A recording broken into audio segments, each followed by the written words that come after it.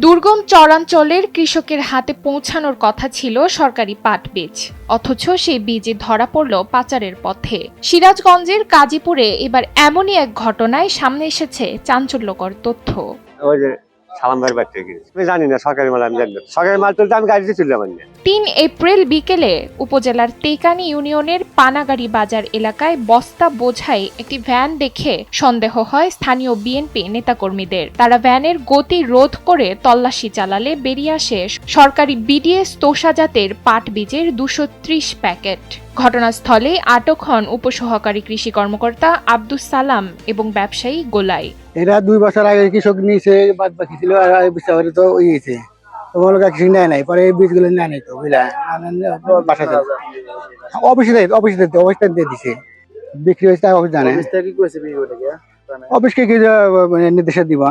Office তো 2 বছর আগে বীজ, 2024 সালে বীজ। স্থানীয়দের অভিযোগ, এসব বীজ দুর্গম চরাঞ্চলের কৃষকদের জন্য বরাদ্দ ছিল, কিন্তু কৃষকের ঘরে না পৌঁছে তা কিভাবে পাচারের পথে এলো সেই প্রশ্ন এখন ঘুরপাক খাচ্ছে পুরো এলাকায়। আরও বিস্ময়ের বিষয়, আটক কৃষি কর্মকর্তা নিজেই স্বীকার করেছেন 2024 সালে নিশ্চিন্তপুর ইউনিয়নের কৃষকদের জন্য বরাদ্দ বীজ কৃষকরা না নেওয়ায় তিনি সেগুলো বিক্রি করেছেন।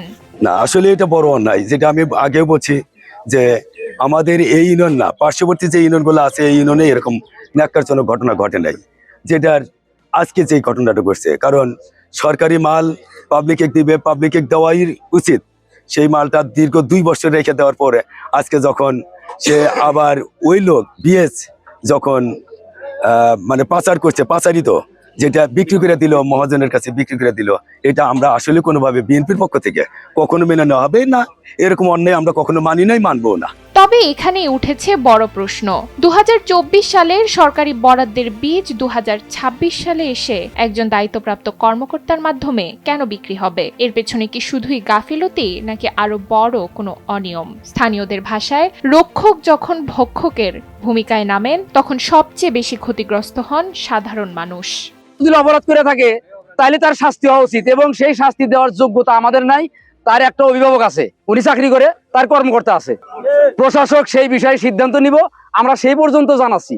বিদায় প্রশাসক কেমন অপরাধ মনে করে তার তুলনায় সেই শাস্তি দিতে পারবো। তাদের থেকে আপনারা যদি কেউ দরদি হয়ে থাকেন, কেউ যদি আপন মনে করেন, সেখান থেকে আপনারা সুপারিশ করে নিতে পারবেন, আমাদের কোনো আফসোস নেই।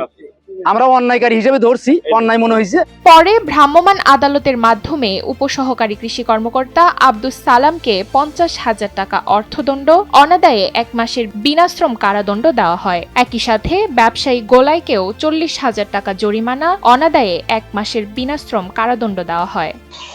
আপনি আমার ফেসবুকে দেখেন, ইতিমধ্যে আমি দিয়েছি। হ্যাঁ, গতকালকে এরকম 230 প্যাকেট পাটের বীজ 2024 সাল বা 2021 সালের মিক্স আর কি, এগুলো নিয়ে আটক হয়। পরে স্থানীয় পুলিশের মাধ্যমে আমরা জেনে ঘটনাস্থলে উপস্থিত হয়ে আমরা মোবাইল কোড করে তাদেরকে অর্থদণ্ড দিয়েছি। এরা আমার যে উপজেলার যে নামে একটা ফেসবুক আইডি আছে, এখানে ডিটেলস দেয়া আছে। সিরাজগঞ্জ থেকে আজিজুল ইসলামের পাঠানো তথ্যচিত্রে ডেস্ক রিপোর্ট, নুসরাত তালবিয়া।